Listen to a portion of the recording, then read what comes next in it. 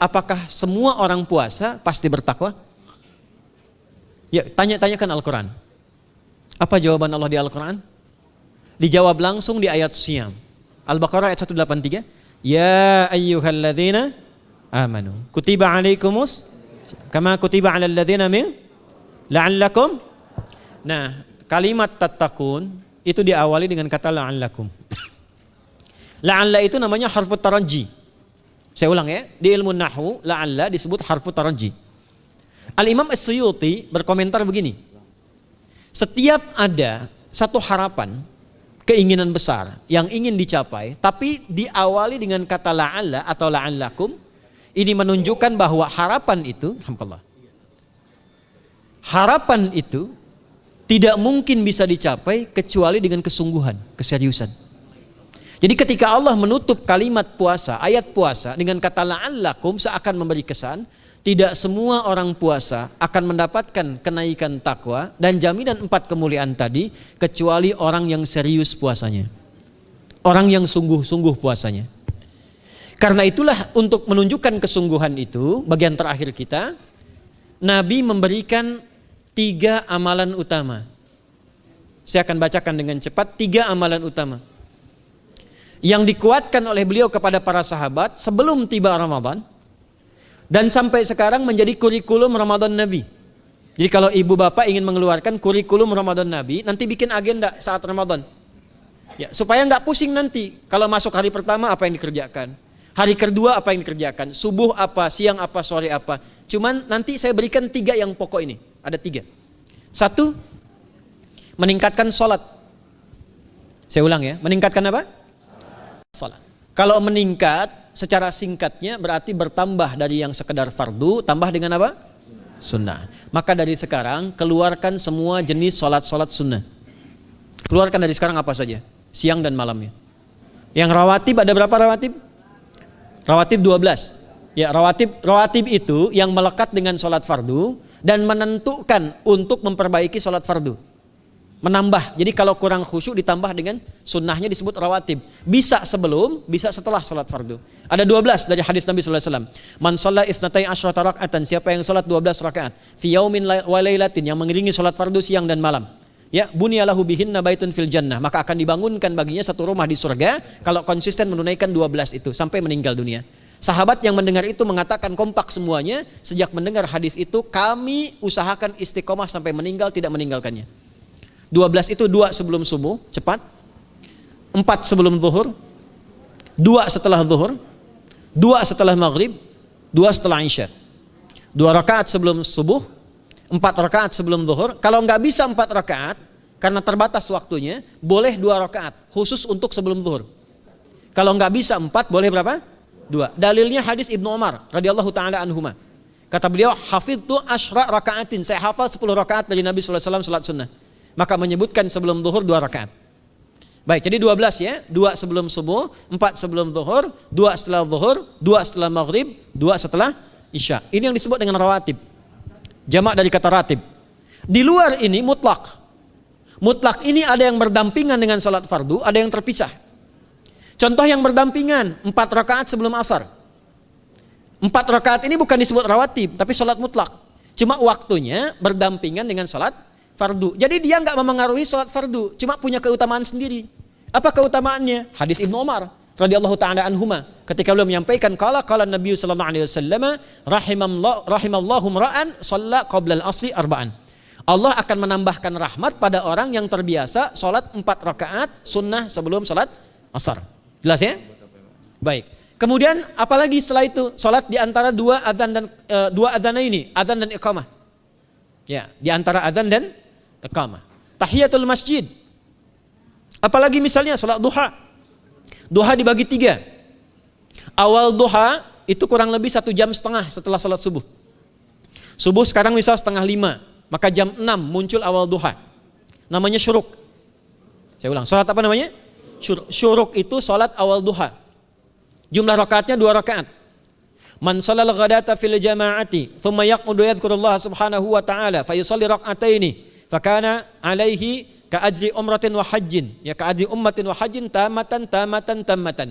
Siapa yang salat subuh 2 rakaat dengan berjamaah, Ya, dan umumnya kalau berjamaah bisa ke masjid di masjid.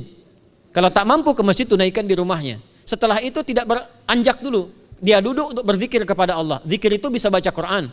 Quran surah 15 ayat 9 itu Quran disebut dengan zikir.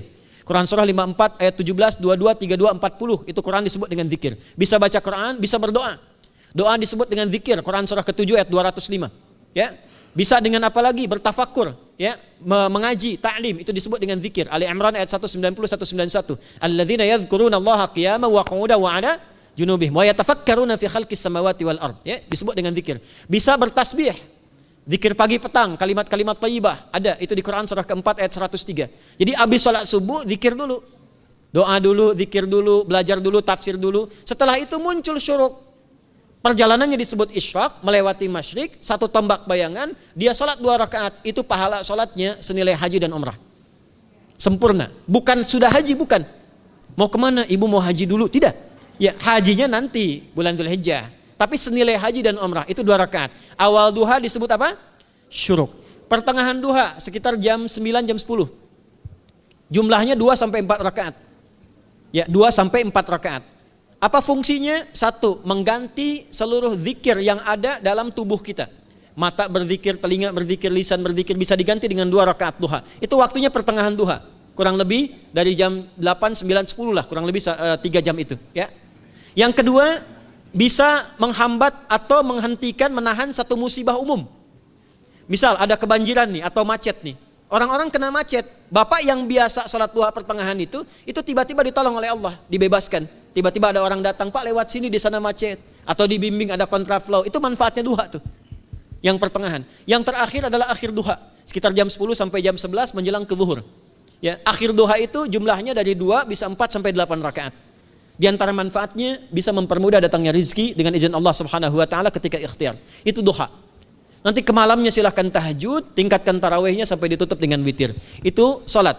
2 yang terakhir saya cepat, 2 yang terakhir adalah banyak berinteraksi dengan Al-Qur'an.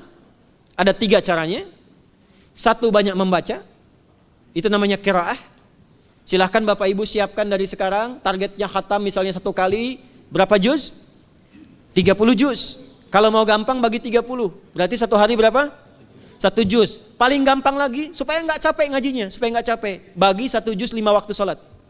Contoh, juz pertama itu Al-Baqarah plus Al-Fatihah. Al-Fatihah saya nggak hitung lah karena sudah hafal ya. Al-Baqarah itu 141 ayat, juz pertama. Bagi 5, 28. Jadi setiap ketemu waktu sholat, bagi 2 lagi, 28 bagi 2 berapa? 14. Sebelum sholat baca 14 ayat, setelah sholat baca 14 ayat. Itu 14 ayat tuh paling-paling nggak nyampe 5 menit Bu Pak. Kalau investasi 10 menit setiap waktu sholat, bagi 2 kita baca 14 ayat, itu insya Allah selesai Ramadan khatam Quran. Itu udah rumus. Ya, tidak cukup dengan amin, siapkan dari sekarang. Siapkan. Ya. Kemudian mengkaji, kajian, tilawah. Itu tilawah itu di hadis Muslim pahalanya banyak. Ya, majtama'a qaumun fi baitin min buyutillahi. Ya, kita ngajinya Quran hadis ya, biar ya, lebih kuat dalilnya. Majtama'a qaumun fi baitin min buyutillahi yatsluna kitaballahi wa yatadarasuna fima bainahum. Ya, siapa yang bisa tilawah Quran, ngaji, tafsir, keluarkan misalnya untuk Ramadan 10 hari saya pengen tahu Al-Fatihah. Itu ketika dilakukan punya 4 keutamaan. 1, ghasyiyatuhum rahmah. Selama ngaji rahmat Allah dibentangkan.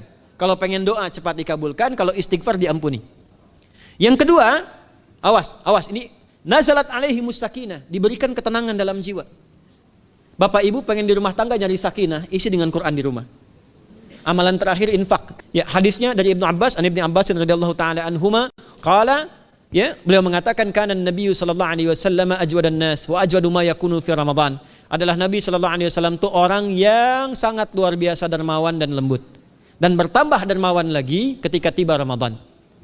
Apa yang dilakukan Nabi? Mensupport sahabat, siapapun yang punya anggaran untuk infak, disiapkan sebelum Ramadan. Jangan berpikir banyak Bu. Yang penting ada anggaran, 30.000 nggak ada masalah. Setiap hari 1.000, tidak harus uang, makanan. Pernah dengar hadis ini nggak? Siapa yang memfasilitasi bukaan orang puasa, walaupun dengan sebiji kurma dan sehirup air, maka dia mendapatkan pahala seperti orang puasa itu tanpa dikurangi sedikit pun. Ada? Hadisnya sahih di At-Tirmidzi. Tapi bukan berarti nyari kurma ke Tanah Abang setiap hari 1. terus minumnya 1 sedotan aja ganti-ganti dah. Ya, maksudnya apa? Yang paling minimal kita bisa keluarkan. Itu pahalanya 700 kali lipat dikali 10. Paling standar. 700 kali itu standar biasa di hari ini. Dalilnya Al-Baqarah ayat 261 yang dibacakan Adinda tadi kita itu. Ramadan kali 10 lagi. Maka dari itu disiapkan dari sekarang untuk infak. Kalau kami di desa itu, ibu saya selalu kalau Ramadan itu RT-nya setiap rumah. Ini untuk bukaan hari ini rumah A, rumah B, rumah C. Bukaan besok rumah A, rumah B, rumah C. Boleh tuh di PWM Pak dipraktikkan. Ya, misalnya anggota perserikatan siapa dikasih kesempatan. Mungkin nanti yang lain kurmanya, yang ini misalnya jeruknya, yang ini ininya. Setiap ada bukaan ya kirim ke yatimnya, ya kemudian ke pondok-pondok asuhan Muhammadiyah yang tadi disebutkan sekian ribu itu, cari pahala. Ya, saya kira itu yang bisa saya sampaikan. Sampai dengan batas waktu yang diberikan, semoga bermanfaat dan semoga Allah Subhanahu wa taala memberikan kemuliaan kepada kita semua, kesehatan, dan yang terakhir saya ingin sampaikan doa penting. Tolong hafalkan doa ini. Dan ini doa yang diajarkan Nabi menjelang Ramadan. Supaya mendapatkan kesehatan, kekuatan, keselamatan untuk beribadah saat Ramadan. Hadisnya di At-Tirmidzi nomor hadis 3254. Qala, langsung saja qala Nabi sallallahu alaihi wasallam. Allahumma ahillahu alaina bil yumni wal iman was salamati wal islam rabbi wa rabbuka Allah. Nah, itu tolong nanti dihafalkan, tadi sudah direkam, dibimbing. Nanti ketika ditetapkan masuk awal Ramadan, bacakan itu. Ya Allah, anugerahkan awal Ramadan kepada kami dengan ketenangan, kedamaian, kekuatan iman, keselamatan, sehat, nggak sakit sampai selesai puasanya, diberikan kekuatan untuk ibadah dalam keislaman dan diikhlaskan hanya karena Allah Subhanahu wa taala. Subhanakallahumma wa bihamdika nasyhadu an la ilaha illa anta nastaghfiruka wa natubu ilaik wa akhiru da'wana anil hamdulillahi rabbil alamin wal 'afu minkum fastabiqul khairat. Assalamualaikum warahmatullahi wabarakatuh.